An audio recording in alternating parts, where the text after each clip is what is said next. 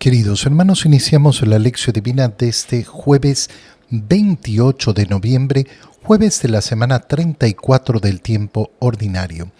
Por la señal de la Santa Cruz de nuestros enemigos, líbranos, Señor Dios nuestro, en el nombre del Padre, y del Hijo, y del Espíritu Santo. Amén.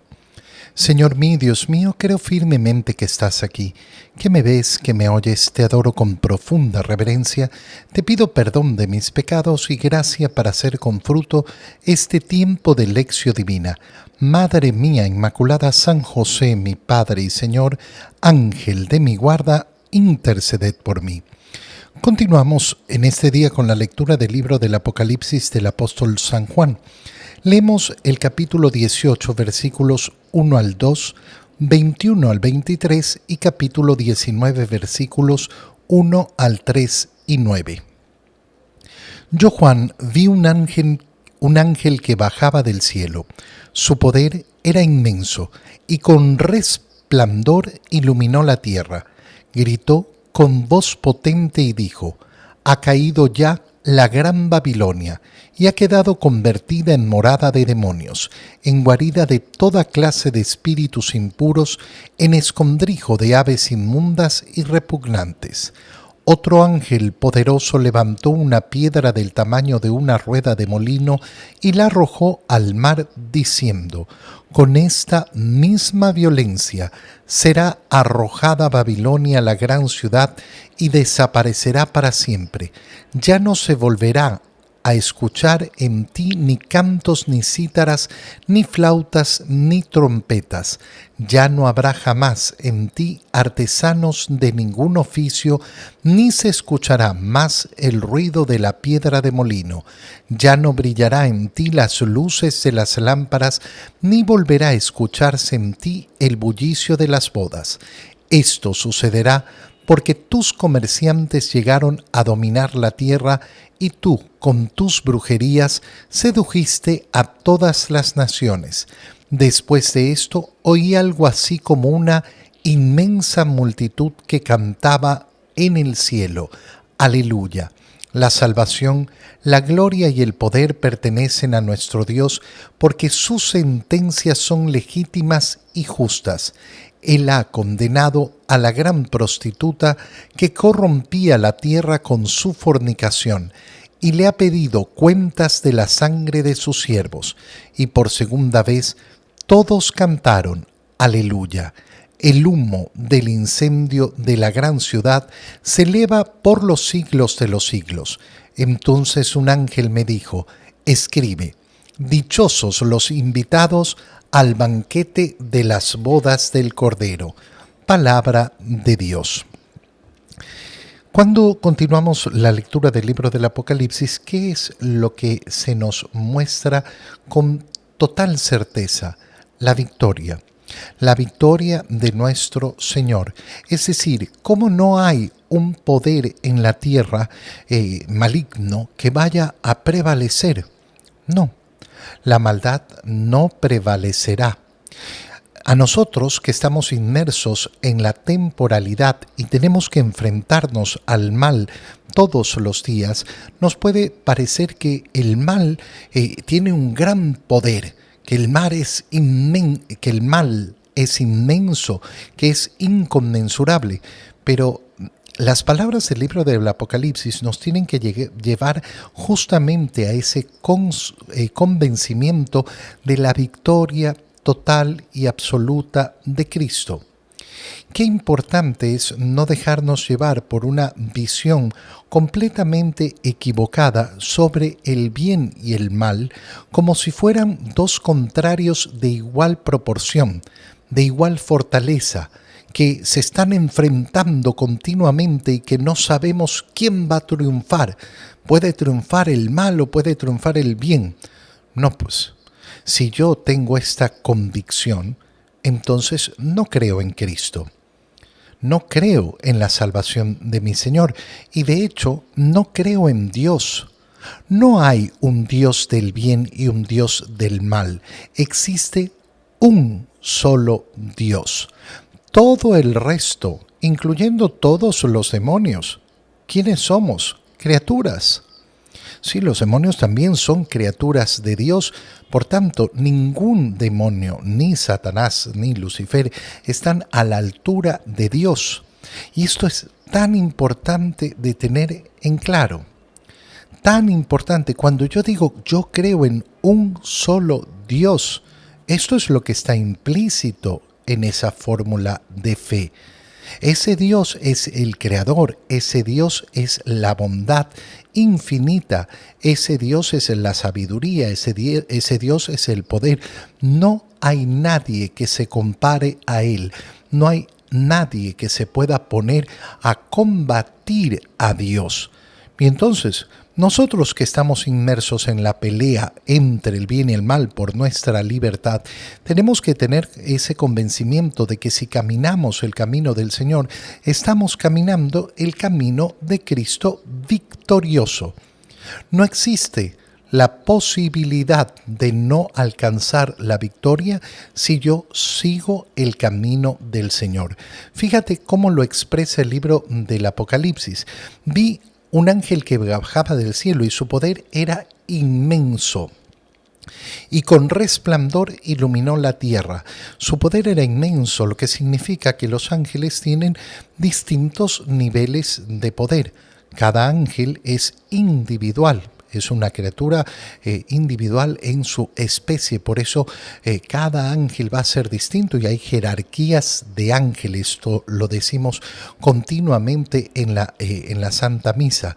Y gritó con voz potente: ha caído ya la gran Babilonia. Podemos ponernos a hablar sobre la Babilonia y tratar de describir de qué está hablando Juan. ¿A qué se refiere? ¿A qué ciudad específica se refiere con la Babilonia? Hay algunos que han interpretado diciendo que se trata de ese imperio romano que efectivamente fue completamente transformado desde su interior por la predicación del Evangelio, lo cual parecía algo imposible. ¿Cómo un grupo de pescadores de Galilea van a ocasionar una revolución tan grande en el Imperio Romano que termine transformándolo desde sus bases? Y esto sucedió. Podemos interpretar que hay otras ciudades y que no sé qué, y que esta, hermanos míos, al final nosotros vemos cómo esa Babilonia que está escrita la vivimos en todos lados, donde va operándose una cultura de muerte, donde va operándose una cultura de mal, donde va operándose una cultura que quiere despojar a Dios de su sitial. Y esto se repite una y otra vez. La idea principal, por tanto, no va a ser si Babilonia es esta u otra ciudad o si este imperio o el otro imperio. La idea fundamental va a ser que ha sido derrotada. Ha quedado convertida en morada de demonios, en guarida de toda clase de espíritus, en escondrijo de aves inmundas y repugnantes. Es decir, no va a alcanzar la victoria. Y otro ángel poderoso levantó una piedra del tamaño de un molino y la arrojó al mar para decir: con esta misma violencia será arrojada Babilonia, la gran ciudad. Babilonia entonces representa efectivamente ese reino de maldad que lo vemos operando en el mundo por todas partes. Y lo que se nos está diciendo entonces es la maravilla de cómo la victoria de Dios se va a operar. Ya no se volverán a escuchar en ti ni cantos ni cítaras. Y comienza a describir una situación donde no habrá ningún tipo de alegría, pero de alegría efímera, de alegría de espuma, de alegría de esas que parecen brindar tanta dicha a la humanidad y que en verdad no la dan. No volverá a escucharse en ti el bullicio de las bodas. Esto sucederá. ¿Por qué? Porque tus comerciantes, ¿quiénes son sus comerciantes? Aquellos que han promovido en el mundo las ideologías del mal. que han promovido en el mundo la cultura del mal, la cultura alejada de Dios. Y por eso no van a seguir dominando no solo tus comerciantes con tus brujerías que has seducido a todas las naciones. Y entonces viene la parte preciosa de lo que acabamos de leer. ¿Por qué? Porque después de esto oí algo así como una inmensa multitud que cantaba en el cielo. Y empieza el cántico, aleluya. La salvación, la gloria y el poder pertenecen a nuestro Dios, porque sus sentencias son legítimas y justas. Ya el día de ayer veíamos justamente cómo se canta en el libro del Apocalipsis la justicia maravillosa de Dios que sacia nuestro corazón anhelante, hambriento de justicia. Y ahora vemos cómo se canta de nuevo esto. Obviamente, cuando escuchamos ese aleluya, volvemos a regresar a la celebración de la Santa Misa, de donde partimos cuando empezamos a leer el libro del Apocalipsis, y se va a volver entonces una situación mucho más reflexiva sobre la Santa Misa cuando continuamos, porque ¿qué es lo que dice? Él ha condenado a la gran prostituta que corrompía a la tierra, esa situación de victoria y de nuevo, aleluya. El humo del incendio de la gran ciudad se eleva por los siglos de los siglos. Y entonces el ángel me dijo, dice San Juan, escribe. Y aquí la frase preciosa que la conoces muy bien, dichosos los invitados al banquete del Cordero. ¿Y dónde nos encontramos entonces? En la victoria que vivimos en la Santa Misa.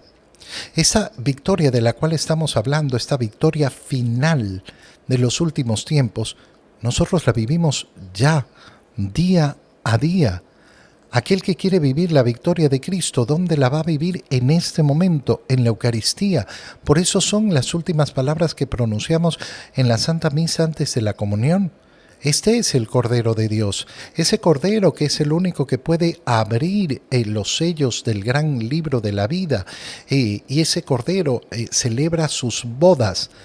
¿Dónde celebra sus bodas? En su cruz, donde se ha entregado por su esposa, que es la Iglesia, y se ofrece a su Iglesia, a ti y a mí en comunión, invitados a ese banquete de las bodas del Cordero. En el Evangelio, leemos el Evangelio de San Lucas, capítulo 21, versículos 20 al 28. En aquel tiempo Jesús dijo a sus discípulos: cuando vean a Jerusalén sitiada por un ejército, sepan que se aproxima su destrucción.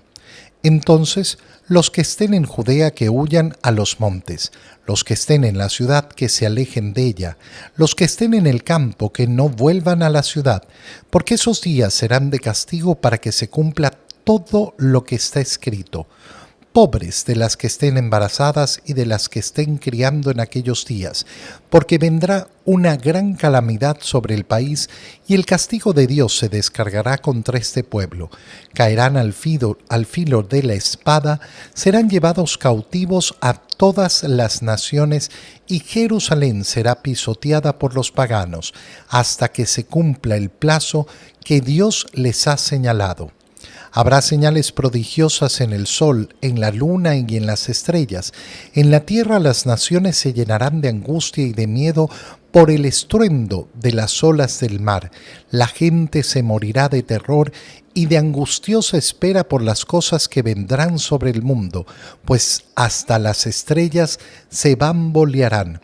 Entonces verán venir al Hijo del Hombre en una nube con gran poder y majestad. Cuando estas cosas comiencen a suceder, pongan atención y levanten la cabeza porque se acerca la hora de su liberación. Palabra del Señor. Empecemos nuestra reflexión para llevarla a nuestra oración con las últimas palabras que hemos leído, para no perder el rumbo que debe seguir nuestra meditación. Fíjate bien, se describe una serie de acontecimientos dramáticos, una serie de acontecimientos que si yo no los sé leer me pueden llenar de temor. Y esa es la idea que tiene la gente con respecto al Apocalipsis. Pero no nos estamos entonces fijando en las últimas palabras que acabamos de leer y que nos dice el Señor. Cuando estas cosas comiencen a suceder, ¡ah! ¡Corre, huye, asústate!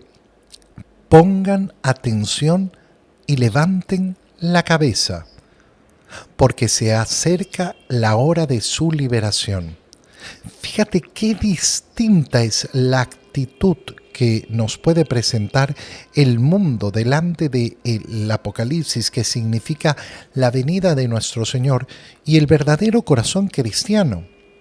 Si a mí me toca enfrentarme en mi vida al último día, no sé si ocurrirá. Me voy a tener que enfrentar seguramente a mi muerte, pero puede que yo pase de este mundo y, como le ha pasado a todas las generaciones anteriores, no llegue todavía el día del Apocalipsis. Pero si a mí me toca enfrentar el día del Apocalipsis, ¿qué me está diciendo mi Señor? No salgas corriendo, no tengas miedo, no huyas.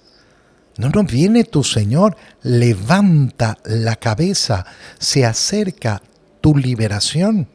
Y eso es lo que debe anhelar y desear mi corazón. Ahora, volvamos al inicio del Evangelio y recordemos que el Señor está hablando en dos claves. La primera sobre la profecía de la destrucción de Jerusalén, incluyendo el templo de Jerusalén. Y aprovechando ese discurso y esa profecía, habla también sobre la realidad del fin del mundo. Siempre entonces se mueve el discurso escatológico en esta doble dinámica. Aquella profecía que ocurrió en el año 70 y el último día, que nadie conoce ni el día ni la hora. La primera parte es sobre esa caída de Jerusalén. Cuando vean a Jerusalén sitiada por un ejército, sepan que se aproxima su destrucción. ¿Qué tienen que hacer? No. Los que estén en Judea, que huyan a los montes. Los que estén en la ciudad, que se alejen de ella. Y efectivamente, cuando nosotros analizamos la historia, ¿qué ocurrió en el año 70 cuando Jerusalén quedó completamente destruida? Que los cristianos no estaban en Jerusalén. Que los cristianos, que las comunidades cristianas que ya había formadas en Jerusalén, no estaban en Jerusalén. Que no fue un momento trágico para los cristianos, para los judíos que ya habían recibido el Evangelio. Pobres de las que estén embarazadas, continúe, y de las que estén criando en aquellos días, porque vendrá una gran calamidad. Y fíjate en las palabras, serán llevados cautivos a todas las naciones. Y esto es justamente lo que ocurrió, porque desde el año 70 lo que ocurrió es que justamente los judíos fueron sacados de Israel. ¿Volverán los judíos a ocupar la zona de Israel verdaderamente después de la Segunda Guerra Mundial? Y los conflictos que oímos que existen hoy en día se producen por eso, justamente por eso. Porque durante 1900 años prácticamente los judíos no vivieron en Israel. Fueron expulsados y fueron hacia todas las naciones y se repartieron por todas partes. Al volver, obviamente, durante 1700 años había otros pueblos que habían estado en esas tierras. Y de ahí nacen, estoy simplificando de un modo absoluto la historia, porque no vamos a hacer una lección de historia. Pero esto que ha dicho el Señor se ha cumplido a cabalidad. Pero fíjate cómo cambia entonces el discurso. ¿Por qué? Porque entonces comienza a hablar del último día. Habrá señales prodigiosas en el cielo, en la luna, en las estrellas, en la tierra. Las naciones se llenarán de angustia. Esto no ocurrió en el año 70.